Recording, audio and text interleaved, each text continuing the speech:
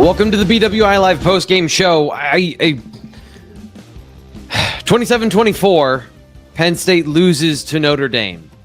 I don't know how to start these ever because there's so many different things that happen in the game. There's so many important factors that go into where you get. But I'll just start with the facts that jump to mind in this game. This was a terrible loss. The opponent didn't have their starting left tackle or right guard. They were on their third left tackle of the season.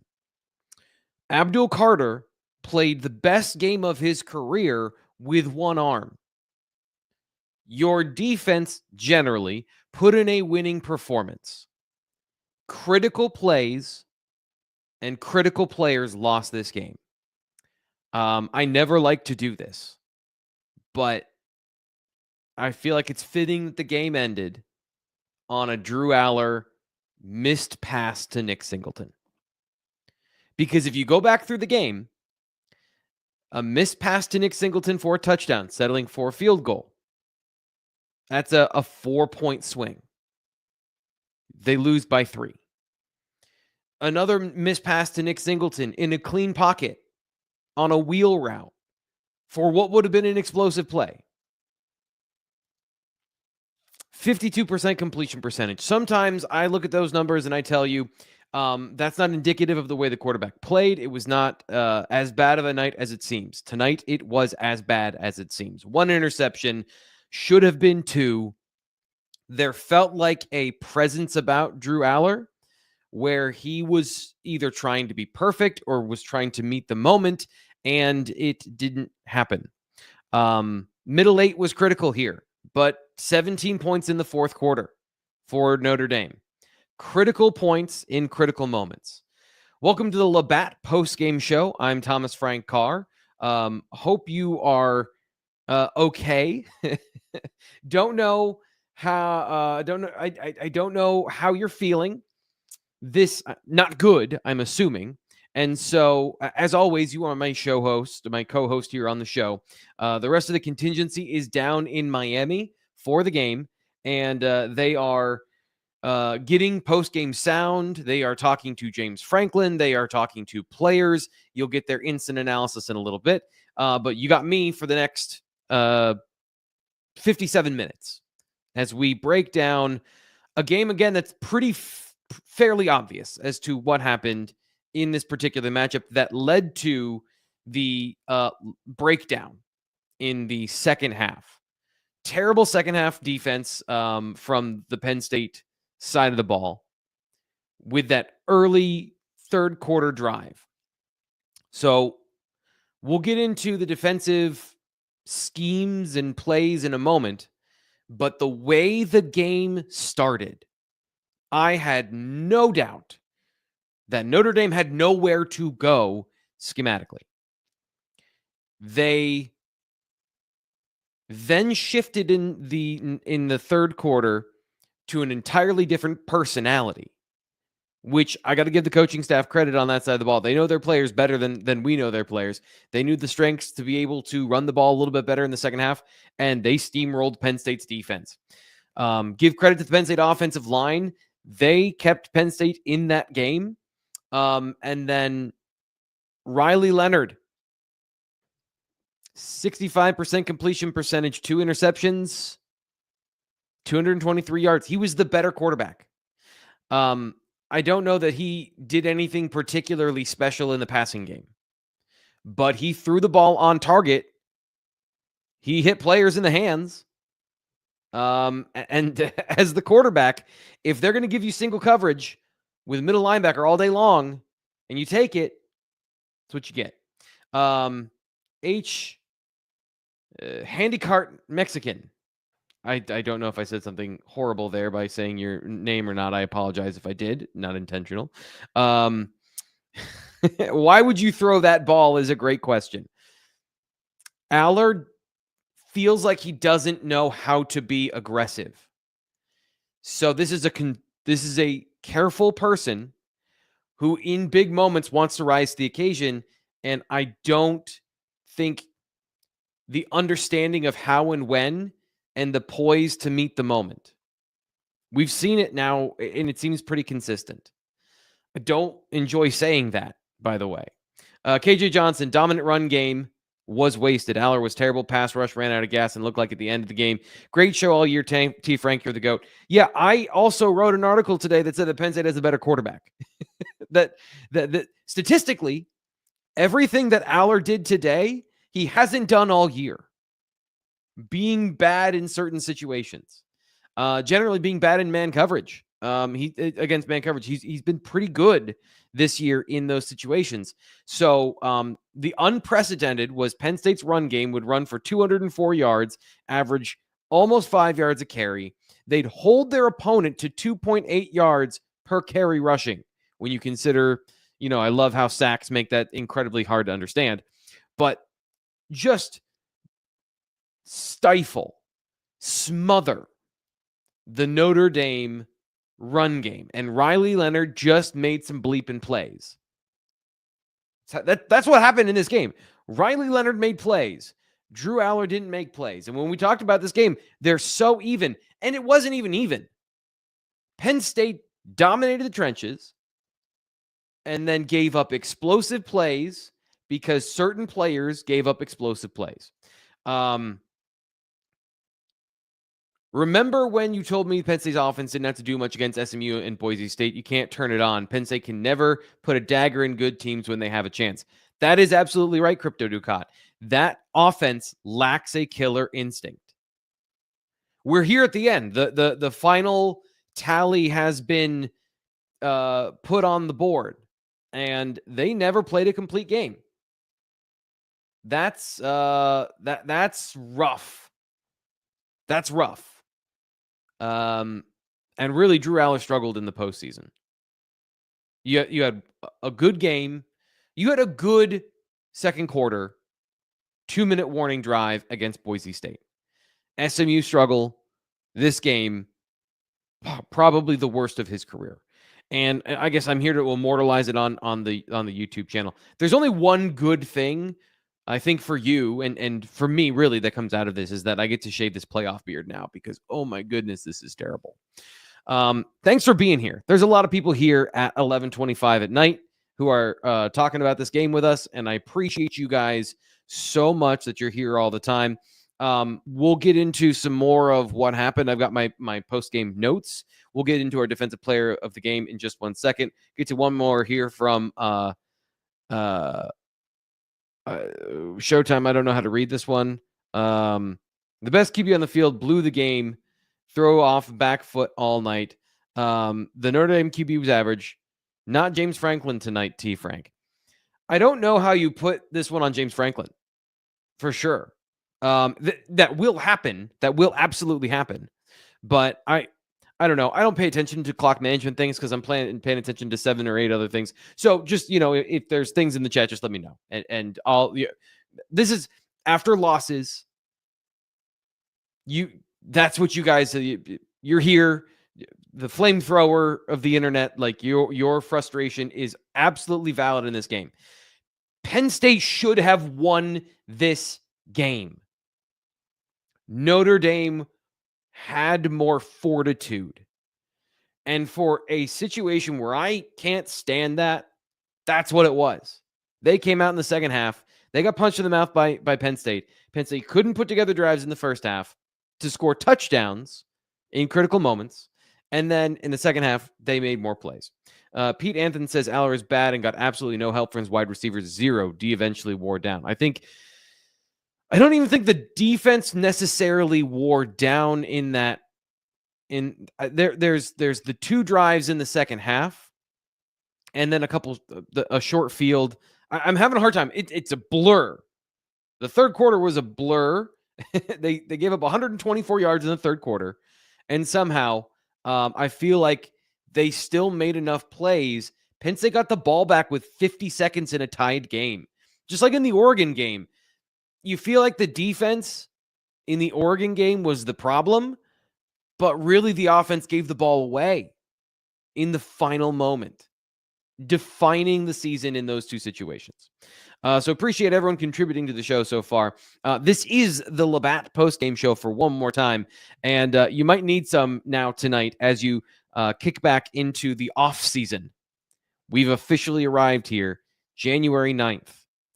So when it's time to kick back and watch the game and grab a Pilsner that's as pristine as Happy Valley itself. Labatt Blue and Labatt Blue Light deliver unmatched taste that goes down smooth every single time. And when you're going down to 65-degree weather Miami in the middle of January, it's the perfect time to have a sweatshirt and a Canadian beer when it's that cold near the equator.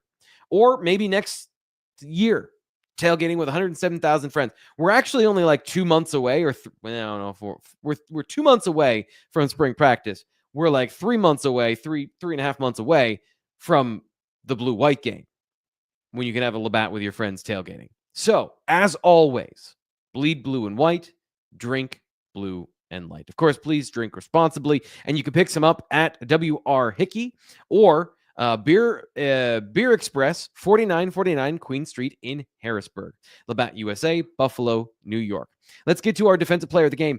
You're not going to have to guess very hard or very long, or there's no quiz, but you know who the defensive player of the game is.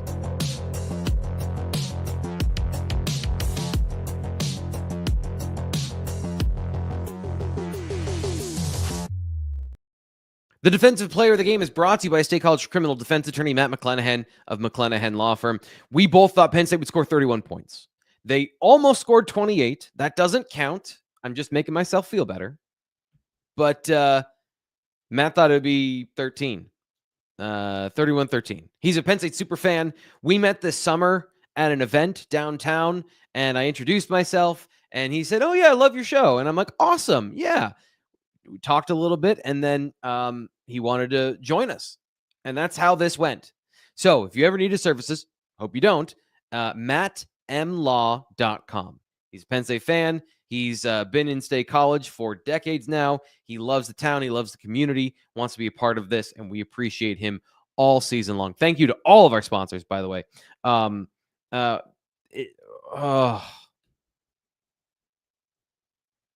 Wasted. An epic, like for the ages game from Abdul Carter. I don't think you understand.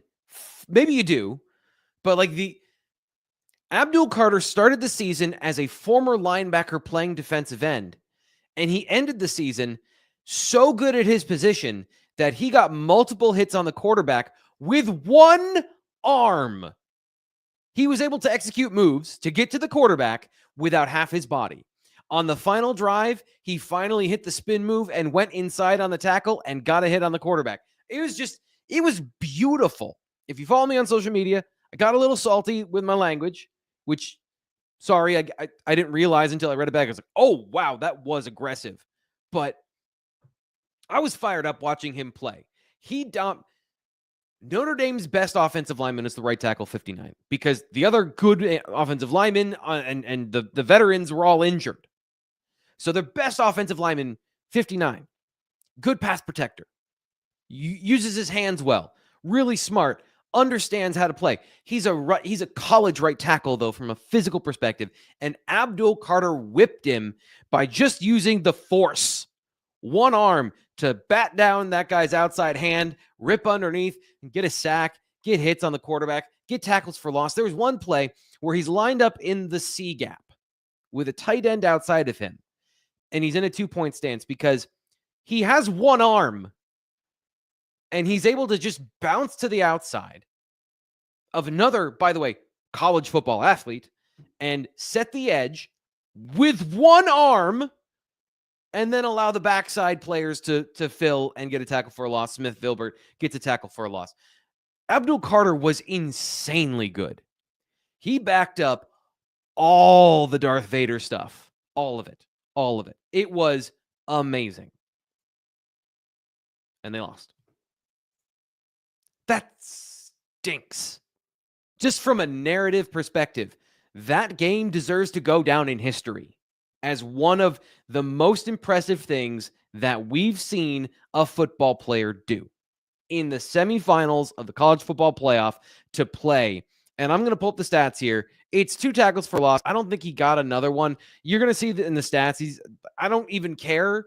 The number of pressures is going to be too low. I've already decided however many pressures he got in this game, it wasn't enough to imply the impact he had. A pass breakup, a quarterback hit, 2 tackles for a loss, a sack, and 3 solo tackles with 1 arm. I mean, you saw it clearly. All season, I've been talking about Tony Rojas. Like, he has to play the position, and for a while, he had a banged-up shoulder. If he had played like that all season, he would have been an All-American playing with. It's wild. It's wild. And the problem is, Dennis-Sutton had 2 tackles for loss, 2 sacks, and an interception, but he was doing it with both hands. I can't not give it to Carter. Zakee Wheatley, 16 tackles in this game, also very good. But I hope you enjoyed the final evolution of Micah Parsons.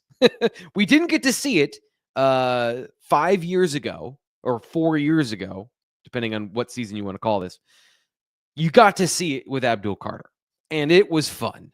That was really fun. Now he's going to go be a top 5 draft pick. There are no questions, Your Honor. There are no questions about his game, his toughness, his love for football, his ability to play. You just saw him at his worst from a health perspective and be the best player on the field. We got some more chats. You only get so many chances in life, and they had their shot. They blew it. That wide receiver room has not gotten any better. Pray one of those redshirt freshmen improve. There was very little separation tonight. There were 3rd downs. Drew Aller didn't get any help from the first sack that he took over left tackle from Drew Shelton. The crossing route from Trey Wallace wasn't open. On the final play of the game, they're trying to run a rub route to Tyler Warren, and Trey Wallace runs into Tyler Warren. And then they have to punt the football. So it's what you thought was going to end this team's season ended this team's season. Let's see. Lenker says, until we get a QB that steps up in big games, it doesn't matter what wide receiver bring into the program. I cannot recall one time Aller balled out in a big game. USC, but to your point, USC finished the season as a bad football team. Big games, the best example is the Oregon game, and he also threw 2 interceptions in that game. So there has to be an evolution to unlock the talent. And I know this is not the right time to talk about it, but this is a player and a person who will be a first-round draft pick. Not this year, because clearly the translation of the skills in these high leverage situations does not translate right now. And also the receivers are a problem against press man coverage. Coming into this game, I mean, I'm not going to do that. I told you so, but it's not a surprise that Nick Singleton and Katron Allen ripped off 168 combined yards in this game. This is what, watching the film and understanding, like watching the matchup in the run game, that was what we expected. When you run the ball like that, how did they not generate more explosive plays? They were there in the first quarter. This is a team that struggles to win the game in the first half. When you have explosive plays, you have the ability to throw the ball down the field to open receivers, and then there's just off-target passes. It's frustrating. I want to get to some of my post-game notes here. I want to get to some of the what's in the whys in the hows. Notre Dame came into this game and did not believe they could run the ball on Penn State's defensive line. They had 15 yards rushing in the first half, partially because they ceded the middle of the field and the traditional run game to Penn State. They lined up wide, empty formations, spread formations. The whole plan was to attack Kobe King in space. We'll get to that in a second. Pretty obvious how they did that later. But the plan was spread the ball out and either run with 1 or 2 in the box or the quarterback run game. And it just didn't work. Penn State was dominating in the trenches, including Abdul Carter, who Everyone knew Riley Leonard was going to run the ball. It's a pretty good chance he's going to run the ball or throw a short pass when they go empty. So Penn State played the Lion tonight. They did a great job of putting Jalen Reed near the line of scrimmage, having him blitz and attack. They did a great job of controlling and making Notre Dame correct in their assessment that you can't run the ball through the middle. So then it became dink and dunk, right? And they're getting sacks. And then Penn State scores with 2 minutes left, I think, in the second quarter. And I said at the time, this is a really more important moment because the middle eight, Penn State straight up lost the middle eight. There was a 10-point swing because they were able to get a field goal. Different quarterback comes in the game because Penn State knocks out the guard and the tackle, or the guard and the quarterback in the same play. And then the defensive secondary and some of the familiar faces struggle to stop that 2-minute drive. When the ball comes out so quickly and the quarterback is just, bing, bing, bing, bing, bing, throwing the ball short, completing the passes, and the route doesn't take long to develop. Penn State was playing some zone coverages at that point, and it was a situation that those things tend to happen. It can be hard to stop a 2-minute drill. And then coming out of halftime, that was the worst opening drive Penn State has had all year. And what happened was Notre Dame started testing between the tackles. They said, bleep it, we're going to run the ball.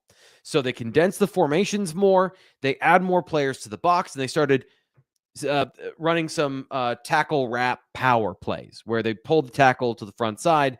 And I think it caught Penn State a little bit off guard, but the team eventually adjusted. But by the time they did, the damage was done. 128 yards, or 128 yards in the third quarter for Notre Dame. 25 for Penn State because Penn State came out slow in the second half. Tempo got to them. When they got the big play to Tyler Warren, then they want to hit for more. And that's something they've done this postseason is go fast. But what happens is when you go fast, you end up in 3rd and 10 really quick. And so Nick Singleton run doesn't work. Then they go play action. And a big part of this game is Notre Dame just didn't bite on a lot of the play action. They did some of the time, but not a lot of the time. And Aller just, missed on a couple of throws. So the middle eight was huge. And then Notre Dame finally found the ability to run the ball in the second half, but not to the point that was what won them the game. What happened was Penn State would get them into 3rd and long situations or situations where they wanted to be aggressive, and then they play aggressive man coverage. But for the first time all year, teams did something that I'm surprised others didn't try. They isolated Kobe King in single coverage. And instead of just throwing the ball to a running back in the flat, they attacked downfield with a running back or with a tight end. And that was brilliant. Kobe King is a really good football player. He is a classic middle linebacker. He's not going to be great in man coverage. And so they won the game by operating around Riley Leonard's weaknesses. He nearly threw 2 interceptions into the same play that he threw to deny Dennis-Sutton in the first half. I'm sorry, in the fourth quarter. It was like he had never seen the zone drop before from Penn State. Penn State runs that drop a defensive end into the short side of the field and then attack from the field. They run that all the time. And he just threw it right to him. That was a great play by Deny, using his entire frame to go get the football. But that should have been the turning point in this game. And somehow it wasn't, because Cam Miller fell over. And Riley Leonard is a good college quarterback. If you give him open receivers or single coverage, he will put the ball in a good spot to give his receivers a chance to catch the football. From the very beginning, when he threw the ball to 88, That he put the ball in a good spot. You ask him to read a defense and give him complex coverages, pass, hard pass. And in big moments, Penn State kept playing man coverage. So that's a large part of what happened in that second half. See where we are here. Brett. We left off with Brett. Franklin was not the reason Penn State lost. He says coaches coached a hell of a game. Cam Miller falling, Drew under pressure. That was the difference. It really did. A lot of times it does come down to individual. A lot of times it doesn't come down to individual players. This game, it absolutely came to individual players making plays or not making plays in big moments. And the intercept. I'm almost mad for the football justice of it all that the interception was called back on that touchdown to Tyler Warren that was underthrown to the point that 3 defensive backs had a chance at it. I understand technically, he didn't have a chance to fight back to the football. But why was the ball so underthrown? And this is what stinks is this is probably the worst moment of Drew Aller's life.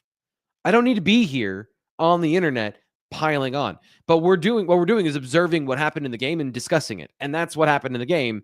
And there's not really anything else to say other than there were a lot of really underthrown footballs. The throw to Nick Singleton on his back hip, if it's out front, that's a touchdown. The difference of 4 points in the game mattered here. So when Penn State went for 4th down in the red zone, perfect. They got the touchdown on that second drive. Aller has a fragile psyche, says Stephen Light. Not something you can fix. He lost millions tonight in NFL assessment, and we lost our best year in ages. I'm just going to read the next one. Albany Brown. Somebody new here on the show. T. Frank, thanks for a great show this season. Enjoy everything you've done. Not sure what to say about this game. Very disappointed it stinks. I'm okay. This is interesting. You guys, and I'm here's the thing, is like I'm not looking at the full chat, and there's thousands of people here on the show. And by the way, if you're new here, because you're picking this up at the end of the year and the big game, this is the Blue White Illustrated YouTube channel. We talk about the game Tuesday, Wednesday, Thursday. We cover recruiting. I do film analysis and X's and O's at bluewhiteillustrated.com. If you want to join us for the first week of the off season, you can do that for just $1. So you sign up at bluewhiteillustrated.com right now for $1. And then because it's January, you can decide, do I want to do this for another year or not? But here's the good news is after a week of trial, January 20th, 21st, we're going to be around there. You're going to be about a month away from winter conditioning and then spring practice, like I said earlier. So there's no off season with college football. They don't have time for one of those because recruiting for 2026, they're going to have visitors on campus for the class of 2026, which is an excellent class so far. They've made it to the semifinals of college football playoff. That's going to mean something in recruiting, right? Penn State is they got to the Final Four.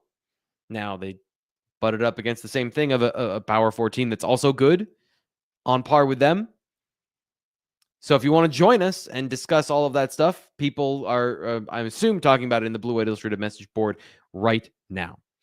So appreciate you being here. And please subscribe to the YouTube channel, like the video, all the things that we have to say here on YouTube to help the almighty algorithm realize that people like this show. But being here, watching, supporting, talking in the chat, those are all the major things. Greg Fischel, he's here. He says, well, a friend reminded me that it's the beginning of the new year. Would have predicted we get this far. I think here's the problem. No. And yes, once you found out they were going to play SMU Boise State. This is a fairly predictable pattern to play to this point. And I picked them to win the game. I thought they were going to play. I thought it was going to be Ohio State, Penn State in the championship game on the 20th. Because they were able to run the football. When this team's able to run the football, they usually win football games. And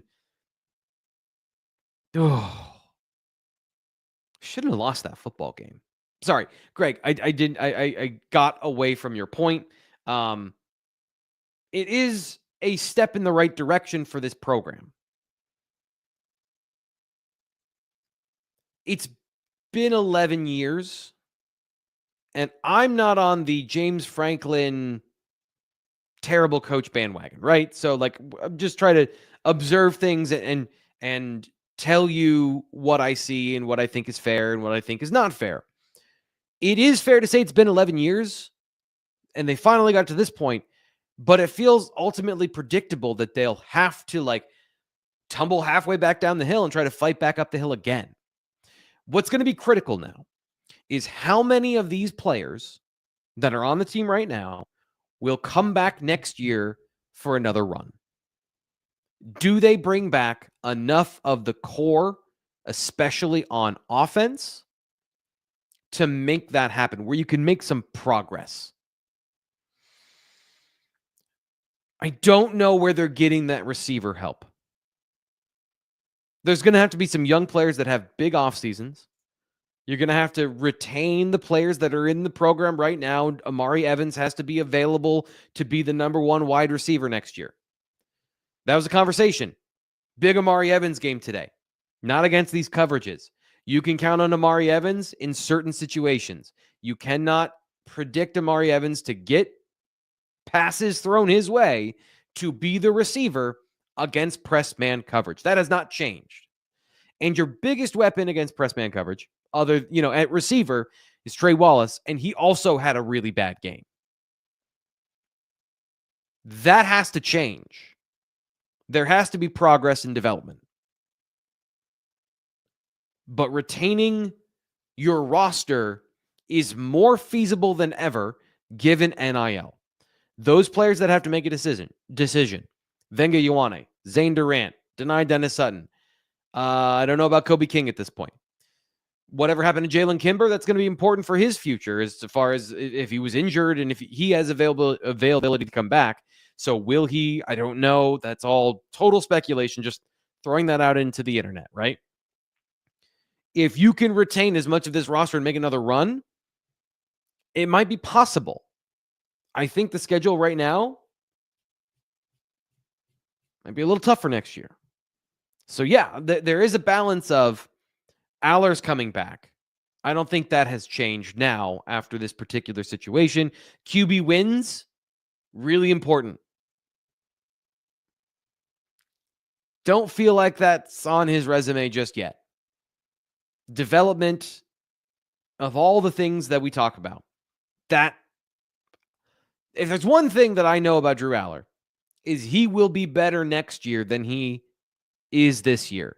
He is a player and a person that is not satisfied and will work tirelessly to fix the problems. But as people said in the chat, when it comes to the mental side of things, not the understanding of the defense, not the whiteboard stuff, but the understanding of the moment, it's the biggest thing.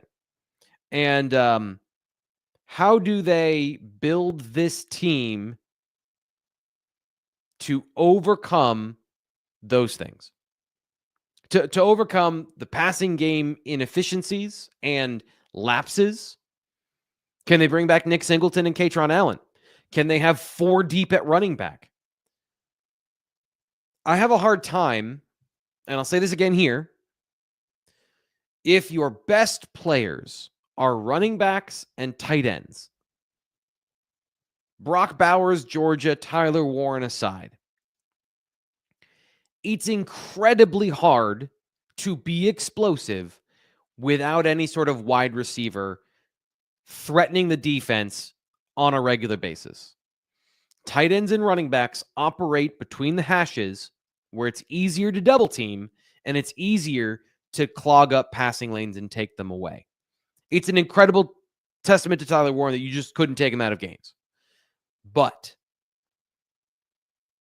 he didn't score a 60-yard touchdown in this game, right? I know that nobody on Notre Dame did as well, but, had this continued to play out, then you play Jeremiah Smith, who can score from anywhere. And I know we're talking about some of the best players, and that's a very extreme example, but you're in the land of extreme examples. That's where you are now. You have made it to that land. And so how does all of this stuff happen? How does all this stuff work out for next year? We're going to be talking about that all off season long. Kevin Rice says, thanks for the year, buddy. Was nice to get the info from you and your crew. Let's get some recruits. Great season. No one should be too upset with how we finished. We are. You guys are very positive here, at least the people that are donating to the channel.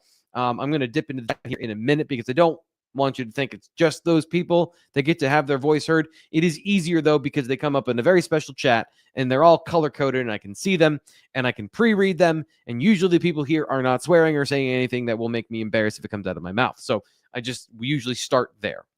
James Franklin is Marty Schottenheimer. Good coach, never enough. There's certain things about Marty Schottenheimer, though. I guess 2004, you'd say you can still be an old school team that runs the football and doesn't play modern football and still be successful at that point. I think it was like 2004, 2005, like when he was with the Chargers, and I know was with the Browns before, and that's a little predating me, but at the relative end of the middle to middle end of his career, he had Drew Brees, they had LaDainian Tomlinson, they ran the football all the time, but that is during the transition to the Peyton Manning eras where you threw the ball all the time. And I don't think James Franklin is stuck in the past, I guess is what I'm trying to say. But I understand what you're saying in terms of the narrative situationally. I don't know how to counter that because, James Franklin has been very good at Penn State. They've won a lot of football games, double-digit wins every year.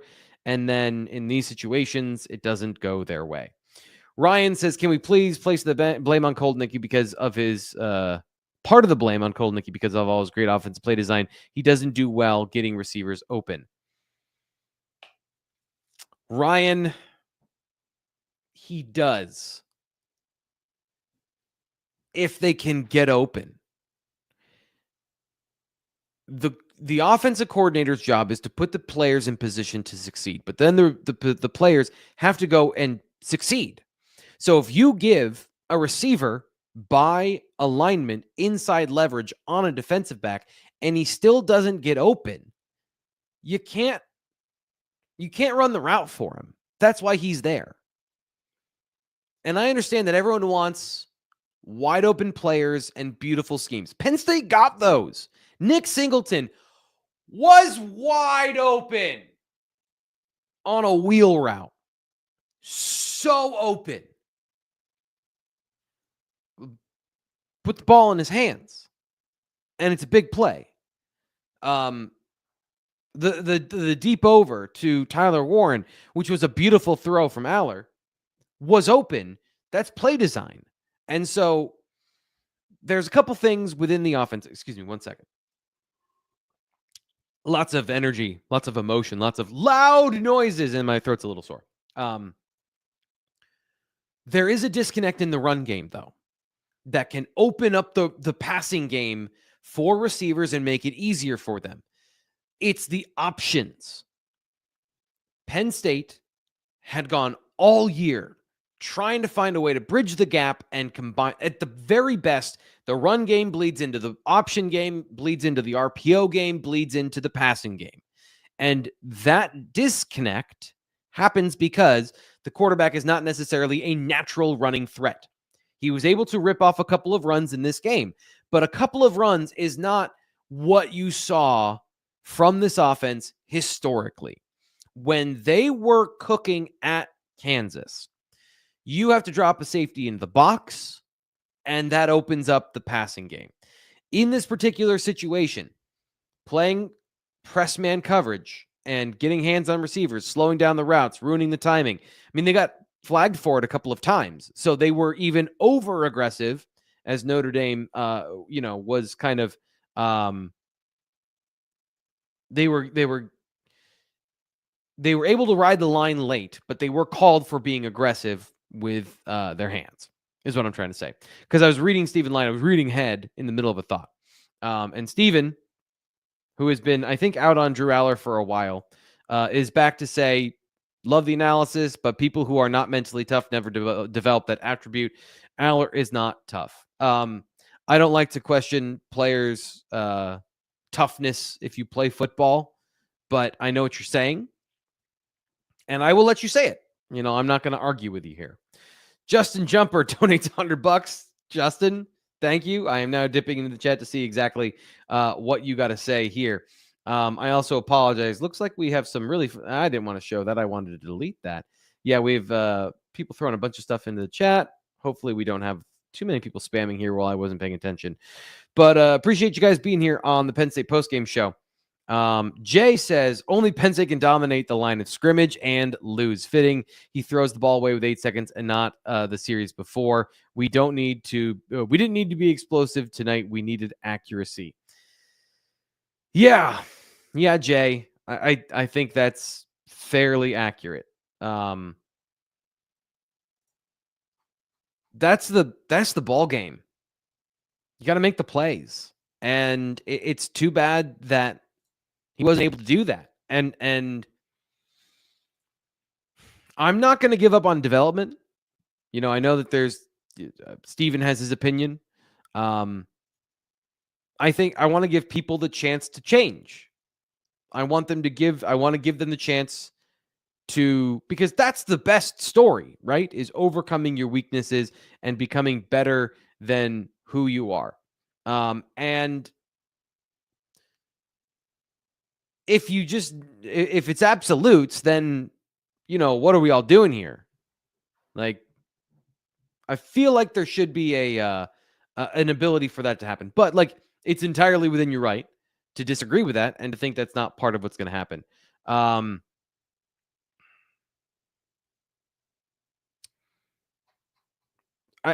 I still don't understand the view of James Franklin in this game. Because I don't know if this is just trolling. This is the thing with the chat writ large, is there's like so much stuff happening in the chat, and then I'm just picking things out, and there's more. James Franklin is mediocre. He's Mark Ricks. Fire Franklin. Franklin sucks. I don't know how you manage the game better when it wasn't set up the way you would prefer. They didn't win the coin toss. You didn't get the middle 8. And then Notre Dame came out with a surprising game plan, and the defensive coordinator needed to adjust. I guess, like, is that on Franklin to call the I've been told before that the head coach should step in and call plays. I've been told that as a criticism before. I think that's insane. And that's like what he would have to do to stop the defense from bleeding in that moment. And I don't think that's, he lets his coordinators be his coordinators. And I don't know, from the management perspective, I thought he made the right decisions of when to punt, when to go for it, when to call timeouts. They had an opportunity with 50 seconds left in the game and the football to go win it. Why is that? I don't know. Maybe we're just reaching for things at this point in the show. It's been a long season, but it's just it doesn't make any sense to me. Africanizan, a freaking Mason. Yeah, I knew this one, a freaking Mason. I've read your chat, your name 1,000 times. It's just like, it gets me every time. He says, ever since Ohio State, vastly disappointed in Trey Wallace. Trey Wallace is a good receiver, but there's just there's a consistency, and I think it's going back to the conversation of, it's the lack of the killer instinct here from the offense. You got to put the dagger in, and you can't care when that is. When the play is there to be made, you got to make the play. So Graham says, this one's on LRT, Frank. Love you. Yeah. No, it's where we started the show, Graham. Like, I don't know if you're joining us later or anything, but yeah, that's exactly what I said to start the show. I just don't want to dead and bury the kid and just like toss out with trash, because there's so many good things that he does, and there's so much evidence of him being a good quarterback. So that's what I'm trying to say here. And again, I feel like I'm stepping in front of a flamethrower. I don't necessarily want to do that, but I always try to hedge everyone back to the middle. Like I'm just trying to shepherd everybody away from the cliff edges, right? And actually, this is a great one. After the Ohio State game, people were livid. And it felt like because it was one that you should have won. This one, and I'm going to say this again, Notre Dame, a team that absolutely needs the running game and the offensive line to win a football game, lost their right guard and left tackle and still won the football game. That's maddening. Like that part is, I don't even understand yet how they got yards. I know how they got yards. They got big, stupid plays. And I mean stupid in terms of simple. Riley Leonard threw balls to receivers in one-on-one coverage or wide open coverage because somebody fell down or you had a linebacker on a 6'6" tight end. They did a better job of making the plays in those moments than Penn State did. Mike says Aller was awful, but lack of wide receiver is an issue. Bo might have been better tonight. Interesting. There was something that they talked about in the game that I thought was actually fascinating. And it's something we've been talking about at BlueWhiteIllustrated.com. And Nate Bauer's done a great job of reporting this, and I think at this point we can talk about it here on the show, that the situation with Aller is fluid. He said he was coming back. We've covered the whole situation of if Bo Prabula is leaving publicly before a playoff game, there is other information that's fairly obvious, which was Aller wanting to come back. And then you go on a playoff run. And then the conversation in the broadcast tonight was that he's going to make a decision once the season is over, et cetera, et cetera, et cetera. Now he's at least coming back because you could have had a situation where Bo Prabula transfers and Drew Eller goes to the NFL, and now you've got a redshirt sophomore, I want to say, and a redshirt freshman competing to be the starting quarterback in the spring with no real veteran depth. And that's not me saying anything about those quarterbacks not being good. I think both of those guys have talent in different areas, and Ethan Grunkmeyer is very talented, and I think he may have that it factor that you guys are looking for. But their quarterback is coming back, at least at this point, right? So Bo being better tonight, maybe Bo would have given you the full ground game. You know, the options, ripping off big runs, more running, more room for the running backs between the tackles, and then might not have thrown as many interceptions because, when he did throw, he was pretty on the money. Corey says this game was two plays, sprint out and wheel route, short of a PSU win. And that's on execution, not coaching. And what's the wide receiver issue, coaching or player? So I'll give you an example. Before the Ohio State game, I try to pay attention when we get the 10 minutes of practice, and I try to get as much out of it as I can and pay attention to as many details as I can. During that practice, they showed the receivers. They stopped the actual drills. They usually go through drills and they, do their stutter steps and then goes, and they'll work on their positional fundamentals in front of us. They a couple of times this year have just stopped and talked to the group. And Franklin actually came over to this particular conversation, and he explained to the receivers, they do this in coverage.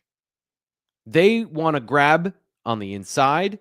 They'll hold you around the waist. They're not going to grab up near the shoulder plate. They're not going to grab you in the armpit or do the arm bar thing. They grab around the waist, and they grab where if they tug, no jersey separates, essentially was the conversation. And then they went through, this is how you defeat that. So fast forward to Saturday, I'm looking for that. What do I see? That. What do I not see? The way to defeat it, executed, to get open. Now, sure, there was some mugging out there in that particular game from the Ohio State defensive backs. So I don't know if it's coaching or player. The evidence I have is that one anecdote of the general idea that they know it's coming, they're working on it, and then the execution when you get to the moment is not coming through. And so then the coaching becomes the question of who are you playing and why are you playing them? And then that's just a total unknown, because if these coaches already know, like, hey, this is how we need to defeat that coverage, and the guys aren't doing it, are there other players on the roster that are? And that's where we get into the argument of Tysier Denmark, which is kind of like Schrodinger's receiver at this point, where we don't know on this side, and they do. But until we see him, he's a great receiver, and he's a freshman. So, they have talent in the room. They have to develop it. And they're getting more talent, especially in the class of 2026, is the problem, which is a ways away. But 2025, there's some talented wide receivers. I think they're turning the corner in recruiting. But when you get into a situation like this, where you took 5 lottery ticket style players in the class of 2022, that's Aller's class, Abdul Carter's class, that 5-star loaded room of players in 2022. But you have that big of a hole where somebody has to work out. And in this big game, where the class of 2022 were the stars, Katron Allen and Nick Singleton, Drew Aller's the starting quarterback. You've got Abdul Carter on the other side, Dennis-Sutton, just all the names from that recruiting class. Do you know how many of those receivers caught a football tonight? 0. And then in the class of 2023, they had 1 receiver who isn't on the team anymore and didn't make it through his full first year. That is a huge hole in recruiting. It's essentially deleting 2 years of recruiting. And so, like, Marcus Higgins is starting in a similar place to Phil Troutwine, or in a similar place to Herb Hand when he got to Penn State, and they had 5 scholarship offensive linemen. It's not that drastic, but we're in the conversation.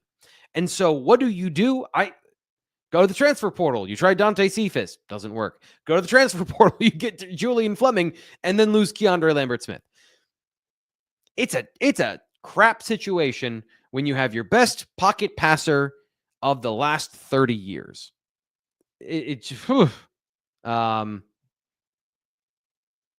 Push Drew and okay. I don't understand some of these questions and comments here. Let's go to Ken. I haven't read this one. Let's go to Ken. No one assumed Penn State would be in this position.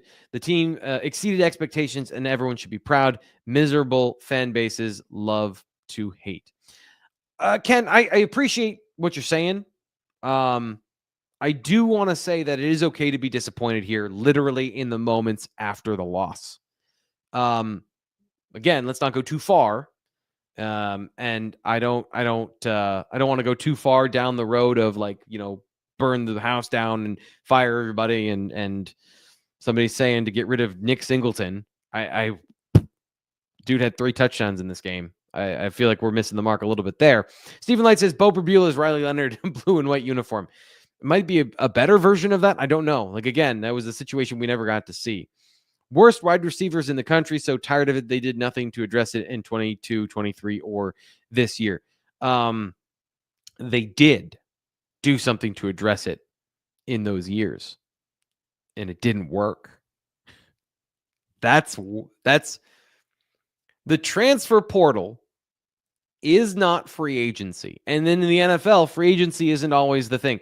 Like, if you could trade, here, let's play this game.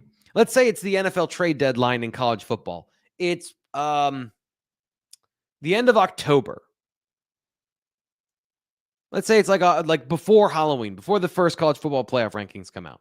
And you can perform a trade with a team that, they're probably not going anywhere. What are you trading from the Penn State roster to get a wide receiver?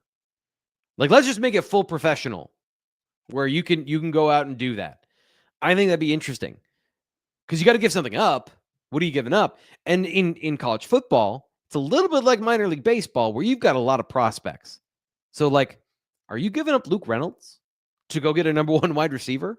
Are you giving up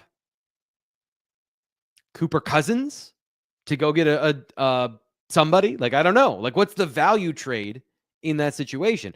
And I'm not saying that you should do these things, but man, they've tried everything else in terms of trying to go get receivers. They've tried to find players. They've tried to develop players. And here we are at the end of the season having the same conversation because the passing game had 135 yards and 0 catches by receivers. So that, I don't know. I don't want to leave it on that note for the last post-game show. What are you optimistic for? Is that an appropriate question to have right now here at the end of the show?